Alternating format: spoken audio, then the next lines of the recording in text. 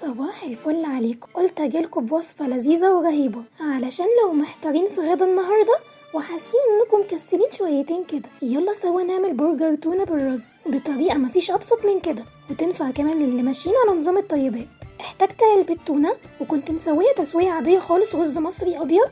انا عملت مقدار كنكة رز وغسلته كويس وحطيت عليه كنكة وربع مية وشوية زيت دوار شمس وملح بسيط، واول المية ما غليت وطيت عليه وسبته حوالي 10 دقايق لربع ساعة بيكون استوى بقى كويس معايا. واول ما دفى معايا ما يبقاش سخن ولا بارد، لازم دافي علشان يمسك في التونة. اخدته وحطيت العلبة عليه وحطيت بهارين 2 بس مش اكتر من كده، يا دوب رشة كمون ورشة كزبرة ناشفة زي ما شفتوا، وطبعا رشة ملح بسيطة لان الرز كده كده فيه. ومش محتاجة اقول لكم ان التونة صفتها من الزيت اللي كان فيها طبعا، وتفضلوا بايديكم كده تخلطوهم سوا زي اللحمة المفرومة لما بنسمغها. احنا بقى هنعمل كده لحد ما نقدر نشكل كور متماسكة. وجبت حوالي معلقتين 3 دقيق الرز وحطيتهم فيه من غير اي بهارات ومن غير اي حاجة. صينية بقى غير لاصقة وهنحط زيت بسيط خالص ونبدأ نحمرها، والموبايل مش بيستحمل الحرارة بس انا كنت بوقفها برضو على الجناب علشان تاخد لون من كل الاتجاهات.